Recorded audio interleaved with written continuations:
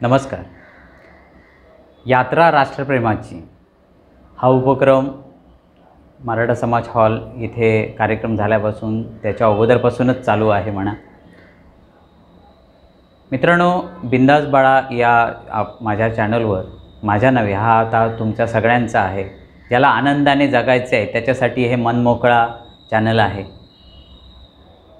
या चॅनलवर मित्र कसा असावा याबद्दल बोलत असताना म्हणजे माझ्या लाईफमध्ये ज्या 999 व्यक्तींनी मला साथ दिली, ज्यांच्यामुळे मी बहरलो, टिकलो आणि चेहऱ्यावर माझ्या वयाच्या 48व्या वर्षी ग्लो दिसतोय, त्याच्या मागे बरेच कलाकार दडलेत.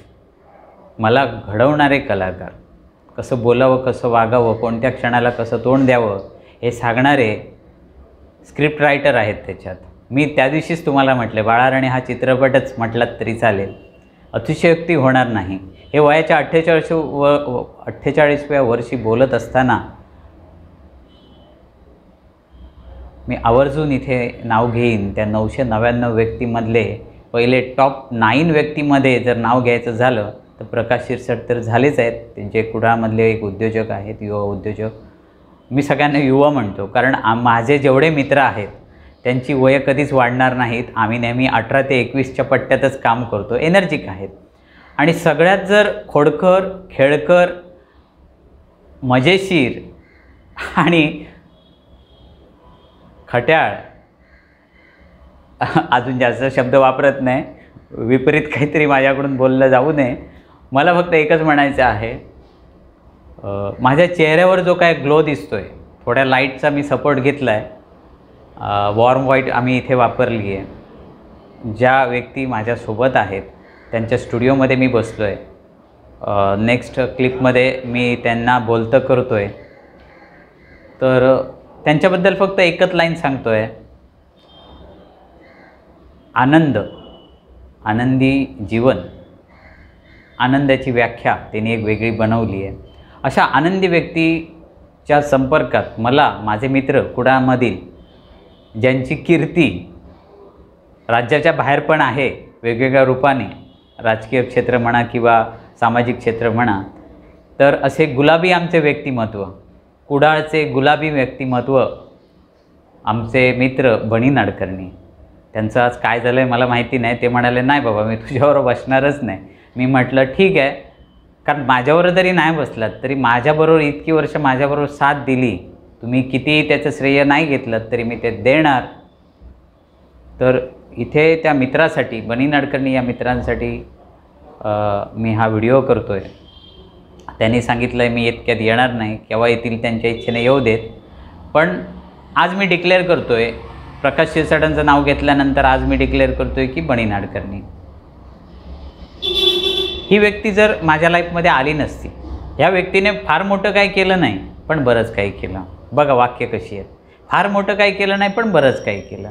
म्हणजे एखादं जेव्हा आपण मित्राला सांगतो माझ्या आयुष्यात असा प्रॉब्लेम झाला, असं अरे रे असं म्हणणारा तो मित्र नाही.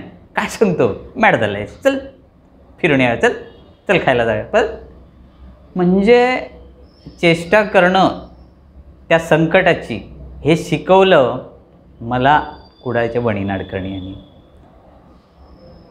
आणि मी नेहमीच म्हणतो, नावात ज्याच्या बनी त्याच्यात खूपच दडला आहे हनी. तर असं मधाळ व्यक्तिमत्व मला लाभलं. आम्हाला ह्या व्यक्तीसोबत राहून डायबिटीज कधी झाला नाही, कारण सातत्याने आम्ही जास्त संपर्कात नसतो. तो त्यांच्या याच्यात बिझी, मी माझ्या याच्यात बिझी. पण मी एक सांगतो, जर त्यांना इच्छा झाली तर ते बोलतील. माझं जेव्हा बॅड पॅच होता त्यावेळी मित्रांकडे कोणाचकडे मी हात पसरले नाहीत, पण मी सांगितलं मला काहीतरी काम द्या. माझा बॅड पॅच होता त्यावेळी ह्याच नाडकर्णी, ह्याच बनी यांनी, त्यांनी नुकताच ते आता फ्रेमच्या मागे आहेत त्याच्यामुळे असं विचारतो आहे त्यांना, चॅम्पियन अल्फा टेम्पो होता ना व्हाईट कलरचा, ते म्हणालेले चल तुझ्याच चॉईसने घेऊन येऊया, माझा व्हाईट हा आवडता कलर आहे. तर तो व्हाईट टेम्पो आम्ही आणला आणि योगायोगाने त्यांचं त्यांचे काका जे पुण्याला होते, आता पण आहेत ते, तर त्यांच्याकडे PMT बसेसचं कॉन्ट्रॅक्टचं सब कॉन्ट्रॅक्ट काहीतरी होतं बरोबर ना. तर त्यांना तिथे टेम्पोची गरज होती आणि ह्यांनी तो टेम्पो पाठवलेला, पण ड्रायव्हर कोण मिळणार. मी म्हटलं मी जाईन. अरे तुला कसं मी पाठवणार, मला ते योग्य वाटत नाही. मी म्हटलं काम हे काम असतं आणि मलाही शिकायला मिळेल. तर त्यांच्यामुळे मी इथून पुण्यापर्यंत गेलो तो टेम्पो घेऊन. माझ्यासोबत त्या प्रवासात म्हणजे तो टेम्पो मला एकटा जाण्यापेक्षा माझ्यासोबत दुष्यंत शिरसाट म्हणून होते. ते आता या दुनियेत नाही आहेत, मी त्यांची आठवण करतो. तर तिथे तो गेलो. साधारण बनीबाई मी साधारण 9 महिने तरी काढले नाही तिथे, 8-9 महिने तरी स्वारगेट एरियात आमची टीम काम करायची. आणि योगायोगाने एक सांगतो मॅडम की तिथे एक रूम होती छोटीशी, त्याच्यात आम्ही सगळे राहायचो. ह्यांनी सांगितलेलं काकांच्या घरी राहा. म्हटलं जसा माझा कालावधी आहे तसा मी म्हटलं बॅकग्राऊंड राहण्याचं मी करणार.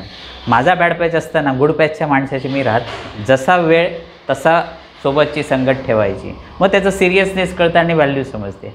तर योगायोगाने एक मिश्किल भाषेत मॅडम सांगायचं तर बनीबाईंनी सांगितलं मी येतो. म्हटलं तुम्ही नको येऊ, कारण ती अटॅचमेंट तुटली पाहिजे. मी ड्रायव्हरच म्हणून गेलो पाहिजे, मित्र म्हणून आलं तर ते सिरियसनेस पुन्हा करणार. तर योगायोगाने मॅडम असं काही झालं तिथे की त्या रूमवर जिथे राहायचो तिथे मी मग 3च माणसं आम्ही होतो, म्हणजे मराठी होतो सगळे आम्ही. आम्हाला वेगळी ह्यांच्या काकांनी रूम दिलेली. आणि योगायोगाने म्हणजे अजून मिश्किलच आहे, हसण्यासारखं आहे आणि खूप काही प्रेरणादायी पण आहे असं म्हटलं तरी चालेल. माझं त्या रूममध्ये राणे आडनावाचा मी, दुसऱ्याचं नाव होतं आडनाव पवार आणि तिसरं कोण होतं त्याचं आडनाव होतं देशमुख. एवढं आमची ती पॉप्युलर झाली ना, मंत्रिमंडळ आलं असं म्हणायचं. म्हणजे हे सुद्धा आणि तिथे सुद्धा एक वेगळी अटॅचमेंट तयार झाली. आणि माझी ड्युटी होती की ड्रायव्हिंग करणं. आणि ड्रायव्हिंग कसं की PMTचे ते कॉन्ट्रॅक्ट बसेस असतात, तिथे झाल्यानंतर ते ठराविक जास्त वेळ राहिलं तर त्यांना काहीतरी दंड पडतो, बरोबर ना बनीबाई. तर तिथे आडवी तिडवी घालायचे आणि घुसायचं तिथे काहीही करून, आणि ते स्क्वॉड उतरणार मेकॅनिकचं आणि पटापट सगळं करणार ते.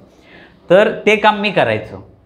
त्याच्यामुळे ज्या पुण्यातल्या ट्रॅफिकला लोक घाबरतात ड्रायव्हिंग करायला, ती संधी मला ह्याने दिली असं मी सांगतो. आणि अशा बऱ्याच बॅड पॅचमध्ये मी कामं केली.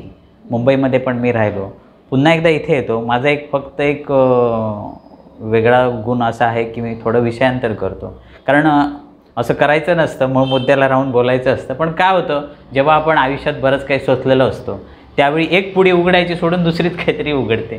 पण हल्ली मी कला ती आत्मसात करतो आहे की विषयांतर न होऊ देता पुन्हा इथे विषयांतर न करता त्याच विषयाकडे येतो. ते म्हणजे प्रकाश शिरसाट. 999 पैकी एक माझे मित्र प्रकाश शिरसाट.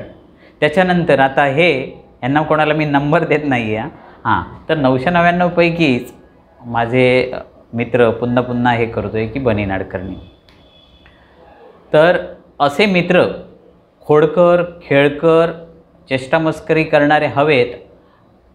आणि हे मित्र तुमची म्हणजे माझी ह्या व्यक्तीने कधी चेष्टा नाही केली, पण मी काय घेऊन गेलो ना प्रॉब्लेम की त्याची ही व्यक्ती चेष्टा करायची. यस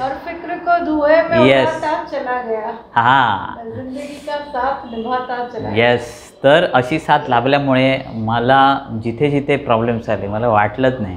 आता एक असा मॅडम काळ आला की देवाला सांगणंच बंद केलं, की देवाला उलटं सांगणं चालू केलं. देवा आजही माका बाबा प्रॉब्लेम दे, कारण इतकी सवय झाली तर माका सिलेबसची सवय झालेली आहे. संध्याकाळपर्यंत मग त्याचे गाईड दे, कारण गाईड वापरू शकतो आपण. आणि असं किस्से झाले तर पुन्हा इथेच येऊन सांगतोय आजसुद्धा. ते बनी साहेबांची एक स्पेशालिटी काय आहे ते सांगतो. एक मित्र एक स्पेशालिटी असं मी म्हणायचं झालं तर आनंद देणारी व्यक्ती. तुम्ही दुःखात असाल तर ती रुमाल देणार नाही तुम्हाला, तुमचे अश्रू पण पुसणार नाही, पण तुम्हाला अश्रू न पुसता हसवणार, तुमची चेष्टा न करता. काही वेळ वाटतं, एकदा अशा काही घटना घडल्या की यांनी माझी खूप चेष्टा केली, असं वाटलं की ह्या व्यक्तीकडे जाऊच नाही. पण नंतर कळलं माझी चेष्टा करणं बरोबर आहे, कारण मी खूप ते सिरियसली सांगतो एखादी गोष्ट. काय गरज आहे, टेक इट इझी बाळा, चल चल. आणि काय सांगणं तर ऐकणं पहिलं नाही, चल बस गाडीवर. 4 व्हीलर असली बस गाडीवर बस. काही वेळा तर त्यांनी दरवाजे लॉक करूनच गाडीत ठेवलेलं आहे. झालं तुझं एक मूवी बघ. आम्ही तर बरेच मूवी पण बघितल्या, 3 इडियट बघितली वगैरे एकत्र आयनॉक्स थिएटरमध्ये जाऊन. आमच्या ग्रुपमध्ये काही काळ वजे म्हणून जयंत वजे नावाची व्यक्ती पण होते, त्यांची आज आठवण करतो. तर पुन्हा एकदा इथे येतो आहे. हा व्हिडिओ बनीसाहेब न आल्यामुळे मी ते सोबत आहेत इथे फ्रेम लावलेली असंच समजून करतो आहे. त्याच्यामुळे तुम्हाला मध्ये ठेवून त्यांच्याबद्दल बोलतो आहे. त्याचं कारण काय आहे, ज्याचं आहे क्रेडिट त्याला ते द्यावं लागतं. यूट्यूब पण सांगतो ज्याचं तुम्ही म्युझिक वापरता त्याचं नाही दिलं तर कॉपीराईट बसणार, तर त्याचं क्रेडिट तरी द्यावं लागतं. तसं मी एवढंच सांगेन, आज मी काय बोलतो आहे, मी तर म्हणतो वयाच्या 48 वर्षी मी माझा ग्लो पुन्हा मी बहरला. त्याचं सगळ्याचं हे माझे मेकअप म्हण आहे. म्हणजे त्याला नावं खूप देता येतील आणि माझं बोलण्याचंच आता ते क्षेत्र आणि लिहिण्याचं असल्यामुळे माझ्याकडे शब्दांचा साठा आहे. पण ते शब्द माझे वास्तवतेवर आधारित आहेत. उगाच बनीसाहेब समोर बसलेत आणि वा वा करावं नाही. आम्ही दोघेही तसे फटकळ स्वभावाचे आहेत. आमचे मित्र तसे कमी आहेत आणि आहेत ते कधी तुटले नाहीत, कारण त्यांनी एक्सेप्ट केलेलं आहे. आमचा दुर्गुण आहे फटकळ बोलून टाकणं. म्हणजे त्याला बॅकग्राऊंड म्युझिक काय नसतं.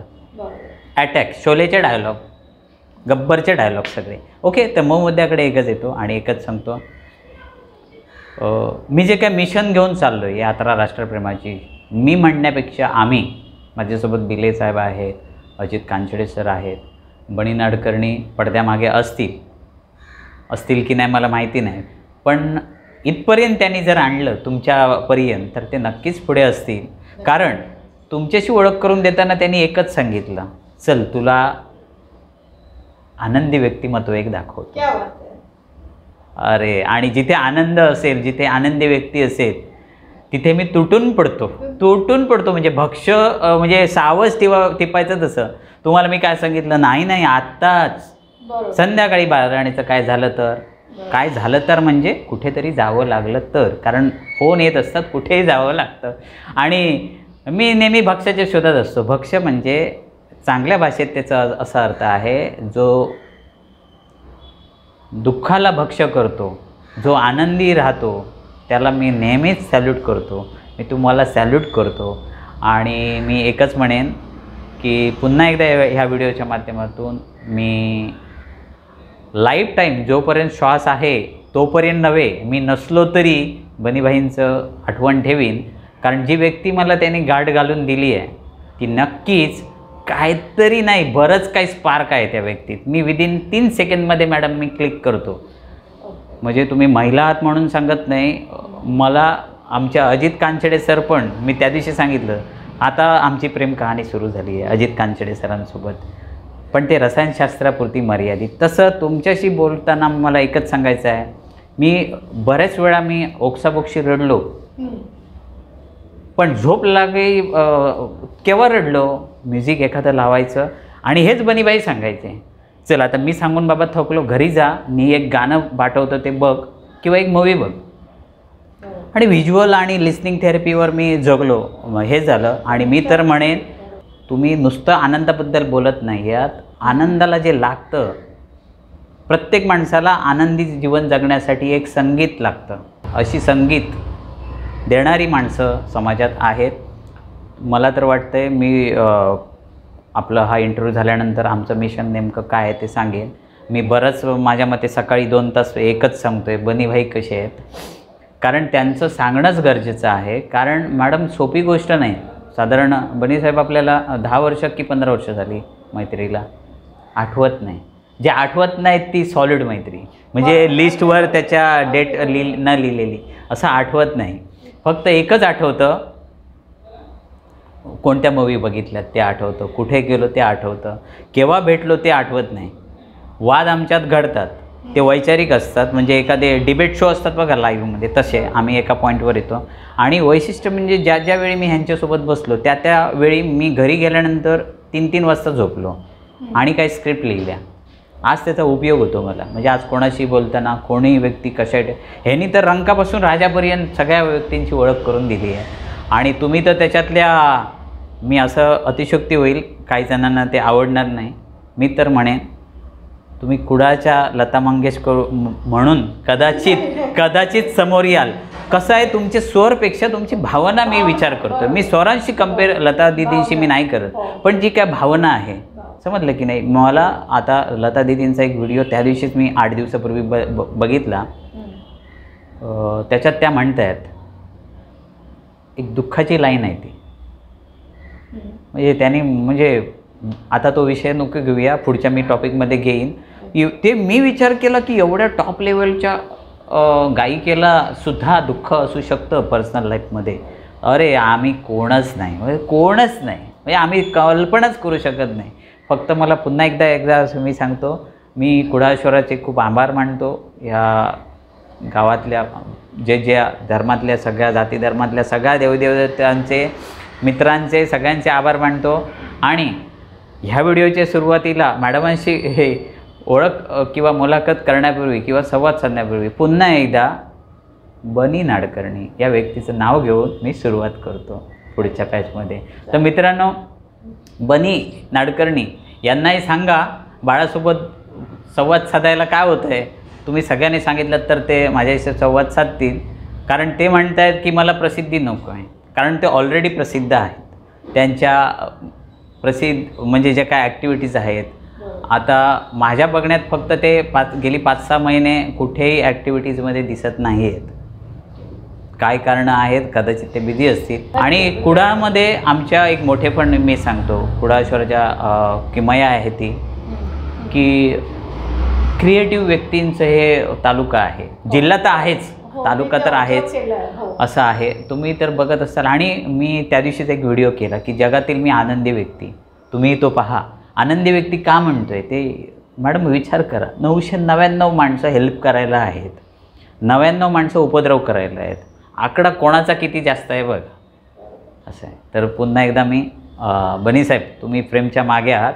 लोकांना पण कळण्यासाठी मी नमस्कार सगळ्यांना करतो आहे, धन्यवाद म्हणतो आहे.